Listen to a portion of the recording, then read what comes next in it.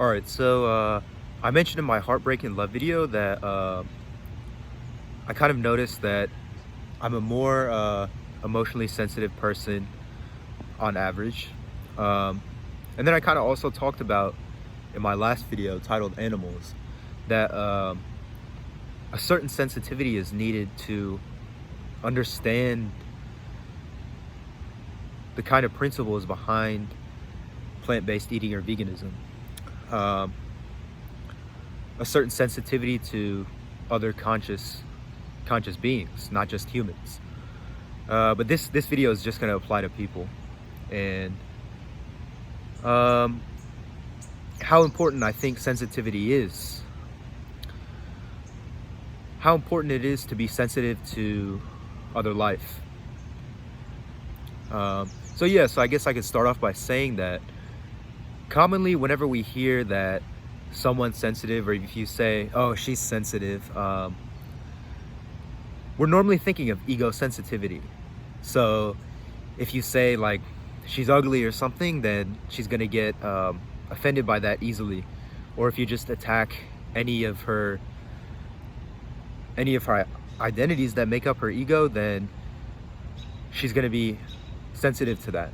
But I don't want to talk about ego sensitivity. Actually, I think ego sensitivity is something that is not very good in many ways. I think those are the people that they can't laugh at themselves because they're so identified with certain things, and they feel very proud and, serious and important about themselves. And they can't laugh at themselves. And honestly, I definitely think that some of the most annoying people to be around are the people that cannot laugh at themselves.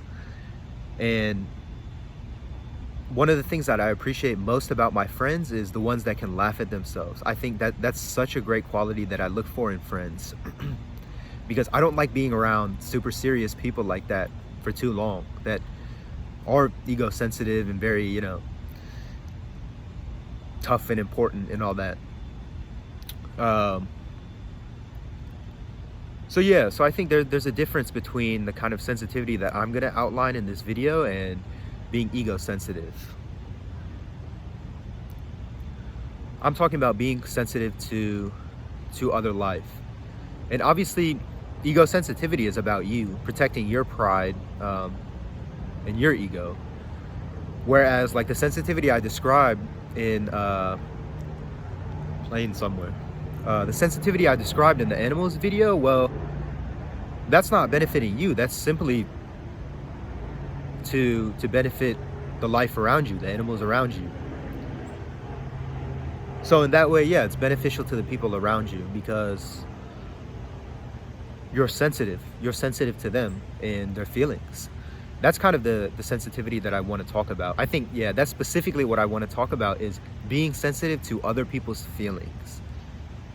And well, I guess you could say that being more emotionally sensitive, chances are it will make you more sensitive to other people's feelings. Because honestly, sometimes okay, I said I feel like I experience a lot of emotions, and whenever I try to interact with someone who maybe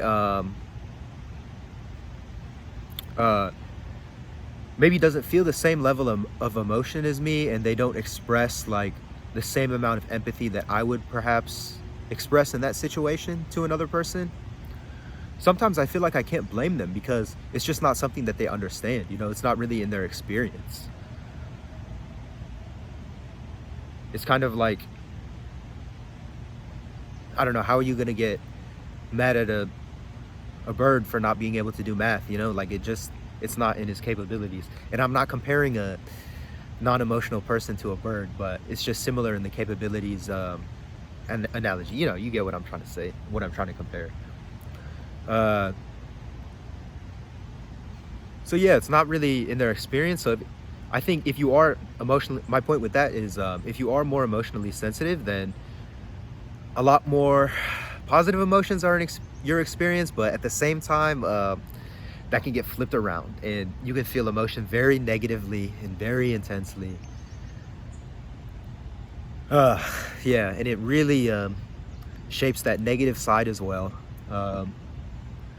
But that gives you a perspective on things, and honestly, I think that if you are sensitive like that, it gives you a perspective on other people's struggles who are struggling with serious emotional conflicts, and they could be related to external situations that you haven't even faced before. But it's just the fact that you're emotionally sensitive, so you face similar emotions in other situations, and even though you haven't felt something on your own skin, you can still relate to them. I think that's something that I appreciate. I'm thinking of a particular person right now, but someone told me that they feel that even if I didn't experience the same problems, even if I didn't feel it on my own skin, I could still understand. And that was something that's not that common in the everyday person. And I think that's great. That made me happy to hear that they thought I had that quality.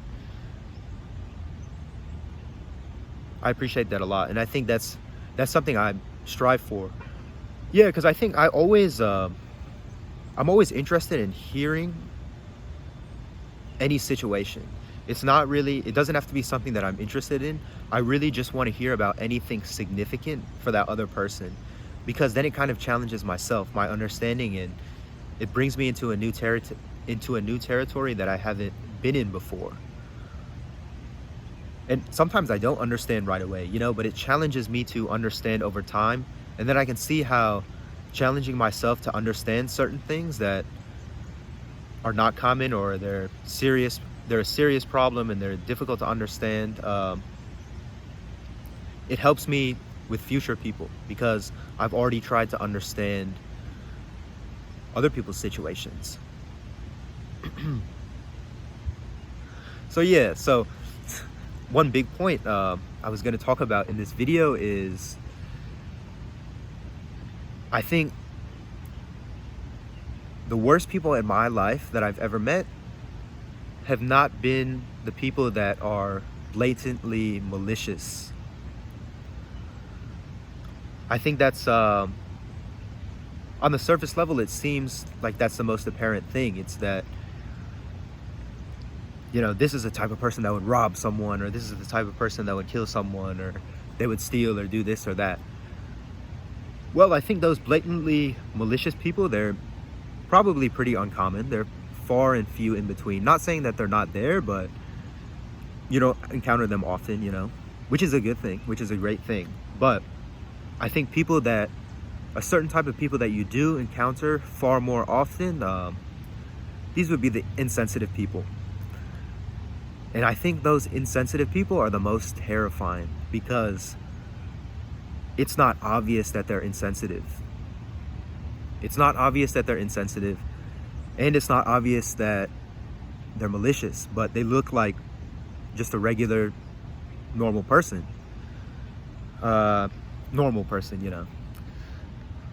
Maybe let's say a sensitive person. And this is going to kind of go with something that I mentioned in my Knowing Someone video. I talked about personalities being like a mask that you can put on, and you can construct something. Well, I think we all know those people that just with everyone they meet, they're very smiley and very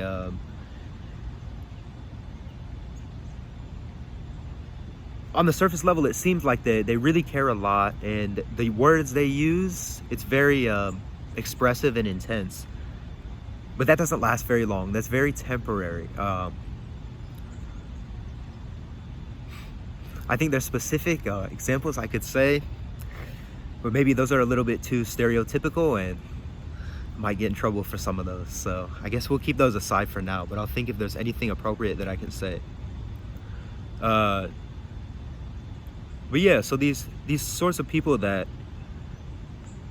whenever you first meet them, or yeah, I guess we can say whenever you first meet them, they're very kind on the surface level, or they really talk about being like loving, or love everyone, or something like that, because that, I don't know, is trendy, I guess.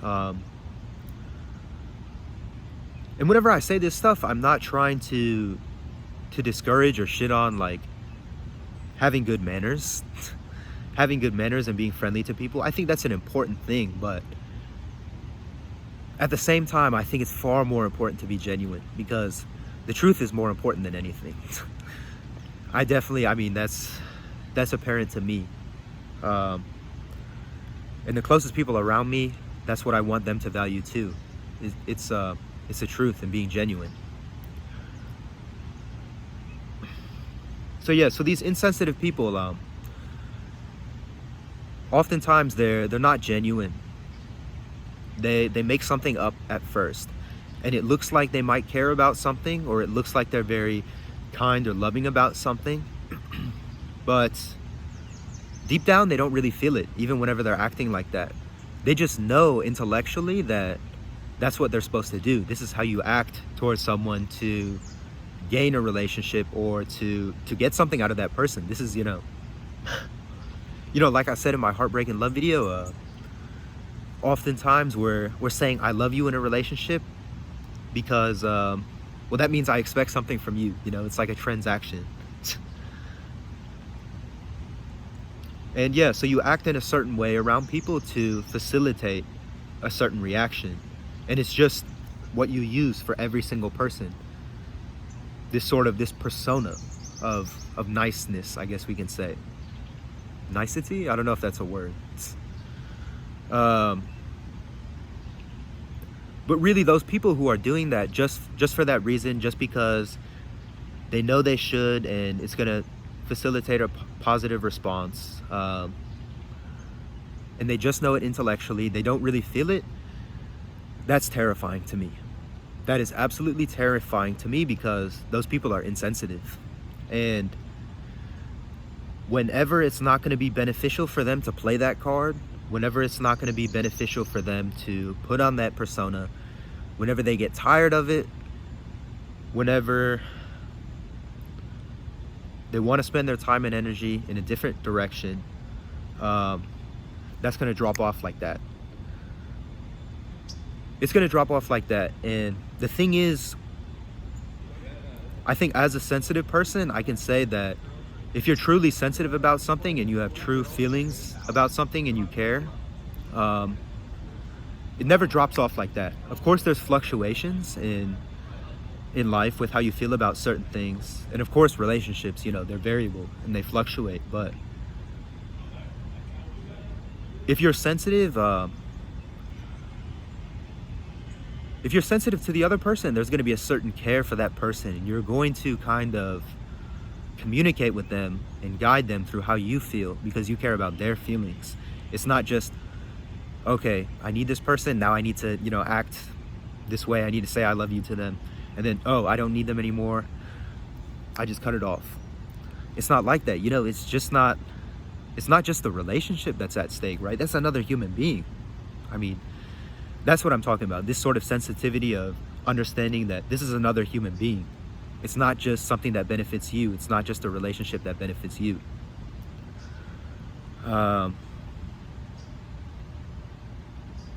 Yeah, so being insensitive, you don't feel it. You know it intellectually. And then, yeah, just like that. And that can leave the biggest hole in people, because if that person's sensitive to you and they have felt a lot of care and feelings from you, but you're insensitive towards them, then just out of nowhere, whenever it disappears, then it's going to be devastating for that person. And being an emotionally sensitive person myself, that's something I've really had to try to become more competent in. Because I really enjoy people. So I get a lot of emotions out of them. And well, that as a consequence of that also means that I'm going to get a lot of negative emotions out of them as well whenever things turn sour. So I'm speaking from my experience. It's these insensitive people who just change things like that, and they really don't care.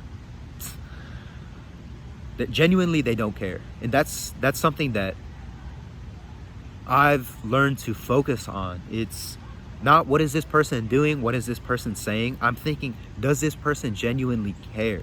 That's really all I care about.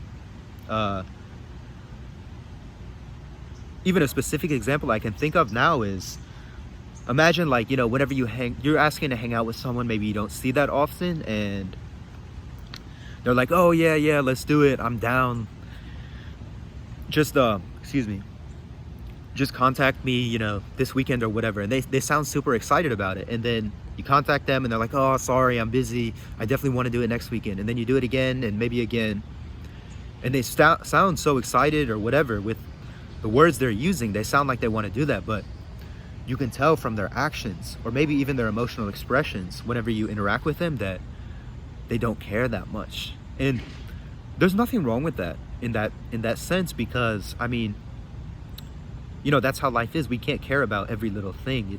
We have to prioritize our time and energy.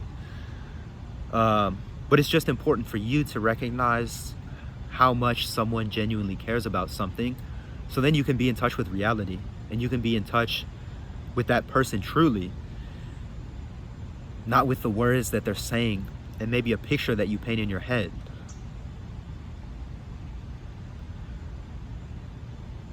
And yeah, I would say that's the most terrifying thing. It's those insensitive people that put up a facade of being nice, pretending to care, and not really feeling anything for you. I think that's truly terrifying. Not someone that blatantly, like, you can just tell, oh, this person doesn't care. I love that. Like, whenever I can just see, okay, I mean, that's how I am. Like, I'll just straight up tell you, like, I don't give a shit about this. I don't give a shit about this, or I care. Or like, I'll be super excited about, you know, tennis or something like that, and like, or even, you know, these videos, like, I'm gonna talk about meditation or spirituality, and if you don't give a shit about it, I don't care. That's perfectly fine, because I don't care about a lot of things that you care about, and I'm not gonna pretend that I do just to get something with you, just to gain something beneficial from you. I mean, I think that's super fucked up. You know, that's pretty apparent to me. And I know a lot of people talk about being honest and all this stuff, and I mean, to me, this is a much more important thing than telling some sort of white lie or something. It's compromising this sort of integrity, putting up this facade, because not only I'm not trying to talk about it. So here I go again. In my Don't Be a Pussy video, I mentioned this too at the end. I'm trying to look at a lot of things, not in the context of right and wrong, but in a larger context, in more angles than just that. And well, okay, that's kind of vague, but I'm gonna explain it right now. So a lot of people there, and I think this might just be a parent-kid thing too. Like, it's just easier to explain to your kid like this, that, okay, lying is wrong. This is, you know, don't do this. This is morally, you don't do this, just because. It's like a law, you know? But that's a simple way of viewing things. And really, that doesn't make any sense if you're just not lying, or you're just being honest because that's a rule, or because that's a certain morality that you think is noble to follow or is proper to follow. What's much more sensible is being sensitive to life. Being sensitive to other life and its feelings and its suffering. And well, in this situation that I just mentioned precedingly, the problem with that is not that you're breaking some sort of moral code. That's not the problem to me. The problem is you're really gonna hurt that person. You're really gonna, like, just kill that person, you know? It's gonna devastate them if they just think you care and you don't really care, you know? That's why, like, I always try to be upfront and honest right away, because the longer you wait, the worse it's gonna get. And honestly, I think for a lot of people, once they get past a certain point of putting up a facade, then it's just you can't really keep it down anymore. It's just you've built up a habit of being fake, I guess. And it's no longer a habit, but it's almost like the way you are. And I feel like sometimes you get to a point where you're deluding yourself even. You've created such an illusion that maybe even you're perceiving your facade as reality. And yeah, I guess we can say that's truly fucked up.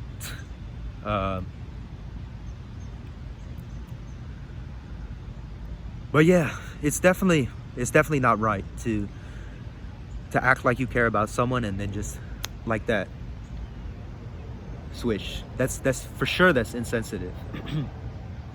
And I guess a lot of people see this maybe as being emotionally manipulative. I guess in a sense it's related like that, or maybe toxic. I think my generation loves throwing out the word toxic for everything. Yeah, they love saying, oh, this is a toxic relationship. It just seems like that's a very easy thing to pull out. And for sure, some things are really messed up, but I think people are just quick to say that without really understanding the mechanics of whatever actually happened. Because even looking at these emotional manipulation situations or these toxic situations, it's hard to look at it like, I really think it's foolish to look at it simply in terms of one person being right and another person being wrong. I think it's much more complicated than that. Both people have feelings. I'm not saying, I mean, both people honestly probably fucked up. And it's just important to understand all elements of the situation. Yeah, rather than, I think, just labeling someone as toxic or manipulative. Because I think a lot of people, you know, it's really hard in the romantic relationships too. It's a lot of the actions that you perform, they can have a negative emotional effect on that person, even whenever your intentions were nowhere near close to that, you know. It just so happens to be in the situation that this person is attached to you in a certain way, and just the way you are, you know, hurts them. And I think it's important in that situation to own, you know, yourself, to own your own actions and understand yourself, what your intentions were, and to not own that person's feelings. Otherwise you start feeling guilty, and then it's just, oh man, it's just, you both start to just feed off of each other, and it becomes a shit show. It's just, you're gonna both bring each other down. If you start feeling guilty about how you're making this person feel, and then you're gonna start getting upset that this person is making you feel guilty just for being yourself. And you see what I'm saying? It's just this huge negative cycle that's just gonna get worse and worse. Damn, honestly, someone told me this too, just like looking at my videos, looking at like my first video, and as they got more recent, they said that I got better at talking, and I really appreciate that. I really appreciate whoever said that. And if you think that, you know, whoever's watching this, that I've gotten more fluent with how I talk, I really appreciate that, because it makes me happy that I've gotten better at it, that I've improved this skill of just talking to the camera, and I'm getting better, I think, at just speaking.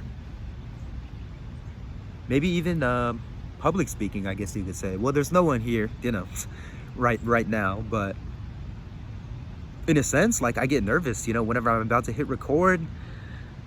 It feels nerve-wracking, almost like you're, you know, lining up for a cross-country race or something, you know, and everyone's watching you.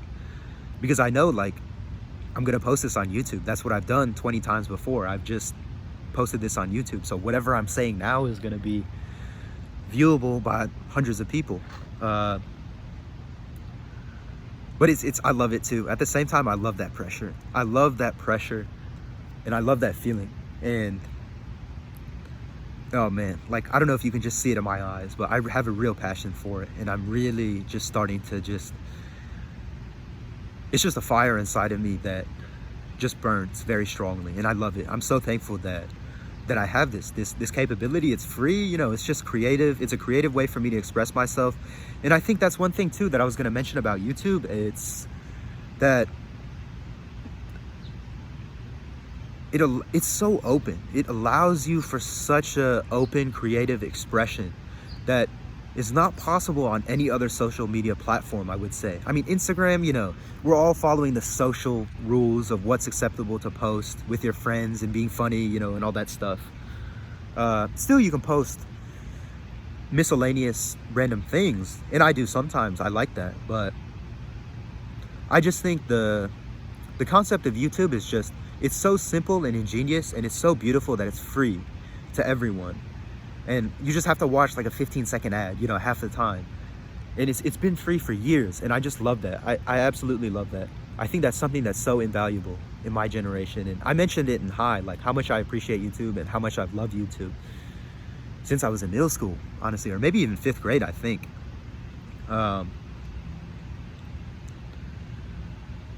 Yeah, just that openness of just being able to post a video, you can post any sort of video you want, and just the possibilities are endless. So anyway, I think that's enough rambling about that. And I started on that tangent because I'm happy that I've gotten more comfortable and fluent with talking. It makes me proud. It makes me proud and happy, and it's nice to see the progress. It's nice to see the progress, and I hope to continue to get better.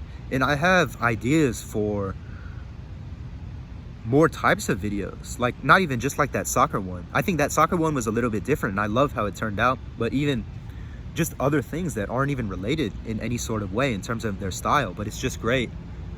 Oh shit, it's gonna start raining again. It seems like it just rains on every day I want to record a video. Not really, but just that heartbreaking love video. But yeah, it just seems like, I started off in High by saying that I'm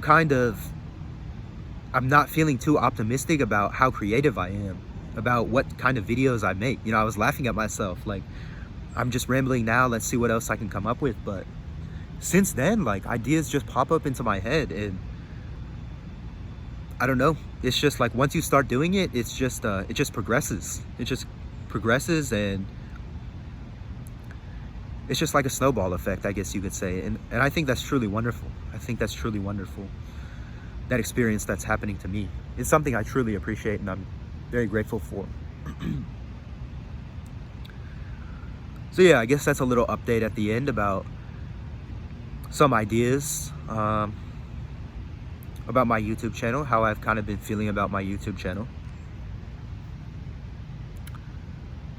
Yeah, there will be some fun videos, this, me talking. Like I said, the channel is just Harishan Sudhin. It's just me. It's not branded as anything, any specific thing that I have. It's just me. So I'll just post whatever I feel like expresses, I'll post whatever I feel like that expresses who I am. And for sure, this is my favorite social media, like, I would delete everything else before I would delete my YouTube channel. And I've just had it for less than 2 months, but I still loved it the most.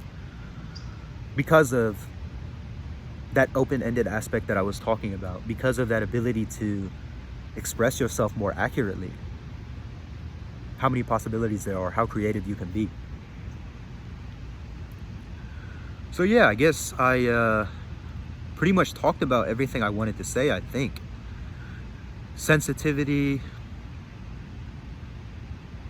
the important types of sensitivity, the terrifying people, the insensitive people. Is there anything else I wanted to say about them? Not really. I don't think so. And then I also gave a little spontaneous update. I didn't even plan to talk about anything else besides that topic, but it was just impromptu. It just came out spontaneously. Just a few ideas about my channel, a little update at the end. So I think that's really nice. I like that too. I like what I talked about. Those are some important things to me. Yeah, I guess that's it.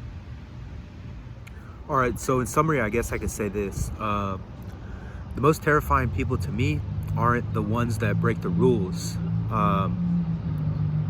They're the ones that are insensitive to other life. And many times those two qualities go together. They go hand in hand.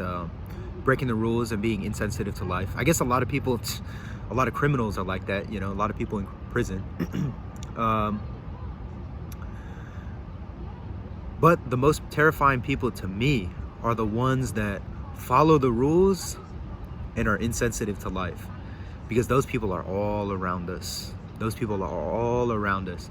They're just doing the right things, or just treating people a certain way because there's a rule, and because they want the benefits of that, or they don't want to face any penalties of breaking the rule, not because they're actually sensitive to the life. And that's terrifying to me. And those are the secret ones, you know, like I said, the ones under a facade. And those are the most prevalent ones, because, you know, blatantly malicious people aren't that common, but these people are everywhere. So yeah, those are the most terrifying people to me. And also, there's a lot of sensitive people who don't follow the rules, and a lot of those people are harmless. Really, they just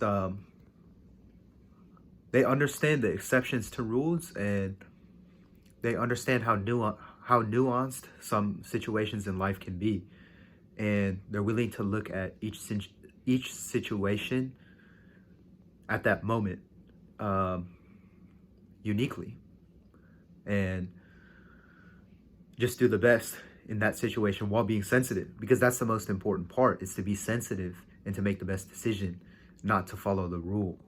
So there's also that aspect too.